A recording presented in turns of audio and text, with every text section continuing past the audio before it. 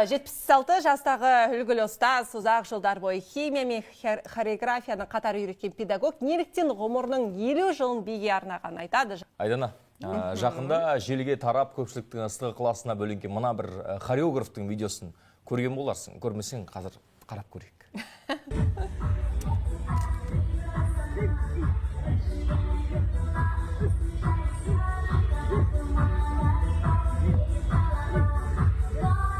Руководитель, представляете?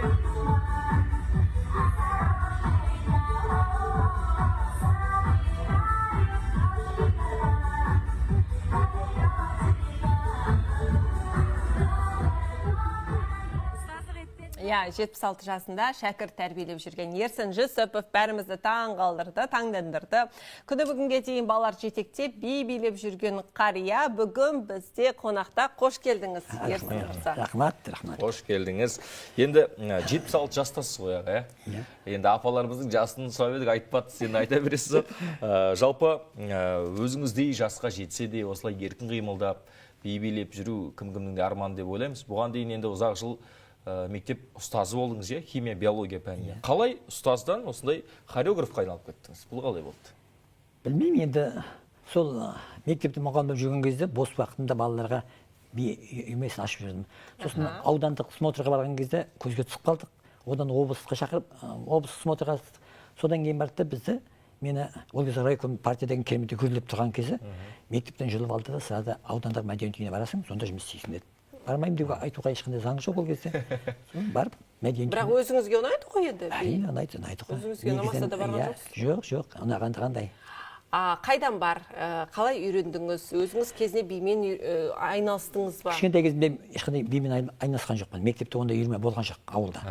Сосын білімді қайдан алдыңыз? Мен Қостанайда алдымен селхоз техникум бітірдім, ауыл шаруашылығы техникум бітірдім. Сонда жүрген кезде бірінші биге қатыстым. Ол кезде ұлдар ғана болды техникумда, вид техникте. Сосын бізді шақырды, біз сонда қатыстық. Сосын бір жылдан кейін барды да, кәдімгі мен сол ансамбльдің құрамына алынып, қабылдандым да, соны әрі қарай билеп кеттім. Сосын одан кейін сразу институтқа түстім. Институтта 4 жыл тағы биледім. Сөйтіп елге қайтып оралған кезде, уже екінші дипломмен мұғалім болып келген кезде мектепке жұмысқа тұрдым да, бірден мектептен жай тегін қоғамдық негізде би үйірмесін ашып, соларда балдарды би үйреттім. Ал мынау тараған видео қай жерде түсірілді? Бұл конкурс па не? Иә, осы қояндың балдары ғой. Сонда конкурс болды. Сол конкурсқа барған кезде мен ана комиссияның сыртында тұрып балдар нетіп тұрған. Соны біреулер бағанда түсіргенде салып жүрген. Оны 3-4 күнге дейін мен білген жоқпын. Қарауын жинады ол. Иә, сосын артынан барады балдарым келеді, маған айтады, ата мына қараңыз. Қалай қабылдадыңыз? Қандай әсерде болдыңыз? Тіпті не айтамын деп мен қалдым. Ана жерде сонда енді бұл сырттан түсірген кезде былай күлкілі, тіпті клоун сияқты тұрдым. Сосын сразу бардым да мектептің директорына звондадым. Бота, сен мұна не істедің мені? Неге қайта салып жүрдің мені? Ол айтады, ағай, менің кінәм жоқ, мен оны білмеймін деп сөйтеді.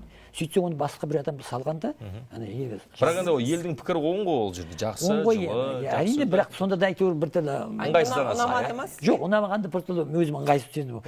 Тіпті 76-ға келген кезде, шуға қазан қылып ана неткен деген. Ана жерде сіз мынау сахнаның сыртында тұрып бір іс-әрекеттерді көрсетіп жатырсыз ғой, бұл хореографияның бәрін сонда өзіңіз құрдыңыз ғой, иә? Иә, өзім неткен. Қалай дайындайсыз? Қанша уақыт керек? Енді мына кішкентай балдарға уақыт көп керек. Олар тыңдамайды. 4-5 ай бір биді қойғаннан кейін 4-5 ай бойы соны тазартасың, соны тазарту керек. Өте көп уақыт керек. Қанша жаста бұл балалар? Бұлар бәрі 7 мен 9 жастың арасы ғой. Бұлар возрастын көріп болса 7 мен 9 жастың арасында. Қандай бағыттағы билерді қоясыздар көбісі? Біз негізінде мен халық билерін қоямын. Халық билері. Ұлттық билер, иә.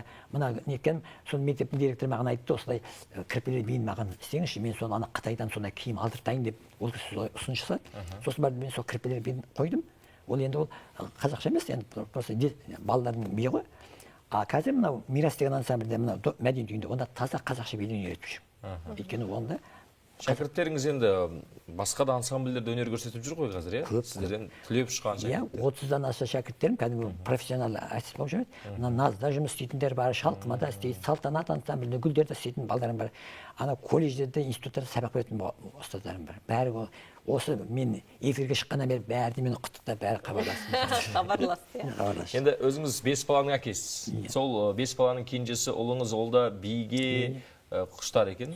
Және оған өзіңіз әсер еттіңіз бе? Иә. Әлде өзінің бір ынта ықыласы болды ма? Жоқ, ол бала алдымен кішкентай мектепте бірінші класстан бастап маған биге қатысты. Сосын 9 оқығаннан кейін өзім Алматыдағы Жүргенов атындағы колледжге алып барып өзім апарып түсірдім. Сосын оны бітіргеннен кейін барды да мына Назға келді. Назда театрда жұмыс істеді. Одан кейін барды армияға кетті. Сосын Челябінің несін университетін бітірді осы хореография. Кейін шегіті сондай высшее образование, мен хореограф өзі де. Қазір олар Жас ұлан деген ән-би ансамблінде екеуі де сонда пешево істейді. Кәсіби, иә? Кәсіби, олар енді сол балаңызды енді бала күннен бастап тәрбиеледіңіз ғой. Баланың осы би өнермен айналысуы, оның дамуына, жетілуіне қаншалықты әсер етеді? Қандай пайдасы бар? Енді пайдасы өте күшті ғой. Біріншіден олар жақсы бақытты семья екеуі де бір неде бірге істейді. Екіншіден олар енді бұрғы сол ансамбльде жұмыс істеген арқасында осы ансамбльде олар бүкіл өздерінің бүкіл семьясын, жанұясын асырап отыр ғой. Ол өте өзіне сондай риза керемет дейді. Любой жерге барады, талай жерге, тіпті Москваға да барып келді ол, шетелге де барып жүрді қаншама. Соны айтады, папа, көп рахмат. Сіздің арқаңызда. Негізі бізде көбінесе енді 40-тан, 50-ден асқаннан кейін азаматтар бір тыныш жұмыс іздейді ғой. Қимылдамайтын, бір орында отыратын, бірақ сіздің 76 жасқа келіп осындай бір саламен айналысып жатқаныңыз қазір көпке үлгі сияқты. Қатарластарыңыз қалай қабылдайды бұны? Олар енді сондай тыныш жұмыста сияқты, иә? Олардың көбісі кейбіреулер мысалы қолдарына таяқ ұстап жүреді, кейбіреулер әлемнен жүреді. Мен айтамын ғой, ол қартқа беріліп солай, мен қартпын деп солай жүрсе, қарт бола бересің. Оны мойымау керек. Әйтеуір бәріміз кететіміз анық қой. Бірақ осы тіршілікте мен айтамын, ертең енді келесі жылы біз 60 жылдығымыз болады, мектеп бітіргенімізге 66 жылы 66. Мен айтамын, сол 60 жылдыққа келгенде бір күнде қолыңа таяқ ұстап келмейсіңдер. Бәріңде мен билетім, бәріңде ортаға шығасыңдар, бірге жүресіңдер. Баяғыда сол кезде ойнайтын ойындарымыз бар, омпылдан, томпылдан, солуды ойнаймын, соны ұрамын, сен де қолыма суын алып та баяғыда сөйтіп ұратындым бір-біріне. Сондай істетемін деп жүрсең, олар күледі, мәз болады. Енді қазір осы бидің арқасы ғой мен осылай. Өзім ойлаймын. Ширақ өзімізді шымыр сезінеміз. Сіздің жарыңыз таяқпен жүреді ме? Жоқ, ол математика, ол да пысық, ол математика мұғалімі. Ол бірақ бәленбай жыл сол мектепте завуч істеген, учебный завуч. Сосын ол ешқандай маған ешқандай барсың ба, жоқсың ба, оған ешқандай нетпейді. Қаншама мен ана жаққа, мына жаққа. Ең бірінші кішкентай қызымменен, бірінші кішкентай тұңғыш қызыммен екеуміз ол 2-ші класстан бастап 5 оқығанға дейін бірге талай гастрольге шықтық. Ерсі мырза, сізге хабарласып жатқан көрермен бар дейді, иә? Тыңдайық сол кісіні. Сұрағы бар екен сізге деген. Тыңдап тұрмыз, тікелей эфирдесіз. Алло, саламатсыздар ма? Естіліп отырмын. Иә, сәлеметсіз бе? Алло. Естіп тұрмыз, айта беріңіз. Алло, саламатсыздар ма? Қалдарыңыз қалай? Мен Қызылорда облысынан хабарласып тұрмын. Бүгін сіздердің бағдарламаларыңызды қарап, атаға қызығып отырмын. Мен үйде өзімнің 4 балам бар, тоже атам бар, мен өз атама ұқсатып отырмын. Атаның осындай жаста өзін осылай сезінетіні, мен жаңа атаның қызығып отырмын атаға. Осы атаның қазіргі, қалай айтсам болады, тың екен да. Мен атам да осылай үйде. Соның сыры неде екен? Өмір салты қызық болып тұр ғой. Жақсы. Күнделікті өміріңіз жалпы. Маған қызығып отырмын. Түсінікті, рахмет. Осы жасқа келіп, жастарға соның сырын айтса. Қалай осылай өзіңізді тың етіп сақтап қалуға болады деген сұрақ қысқасы. Енді ол үшін әркім өзінің негізгі мамандығын ұнату керек шығар. Соған берілу керек шығар. Соны жан-тәнімен істеу керек шығар. Мысалы мен балдардың алдына барғанда балдардың көзінен былай от көрген кезде солардың маған бүйтіп тұрған өзіме сонда күш қуат аламын. Қаншама шаршап келсем де ана балаларға өмірде енді мен былай отырып нетпейміз біз. Өйткені кішкентай балаларға бәрін айту керек, әлі көрсету керек, бірге билеу керек, бірге істеу керек. Ал егер профессионал коллектив болса, оларға нетпейсің ғой. Мыналарда бірге жүру керек. Осы бидің арқасы деп ойлаймын. Сондықтан ең бірінші адам өзінің мамандығын ұнату керек қой, жақсы көру керек. Соны жан-тәнімен беру керек. Жақсы, Ерсін аға. Аман болыңыз, шаршамай, ширақ болып осылай жүре беріңіз. Рахмет. Бүгін біздің студияға келгеніңізге, құрметті көрермен, осымен біз бүгінгі бағдарламаны аяқтаймыз. Көріскенше күн жақсы. Ал күн сайын сағат 12:00-де Жібек жолы арнасынан бүгін лайв бағдарламасын қосуды ұмытпаңыздар. Тікелей эфирде қауышқанша, ал дәл қазір біздің студиямызда қонақта болған Ерсін ағамыздың шәкірттерінің биін тамашалайық.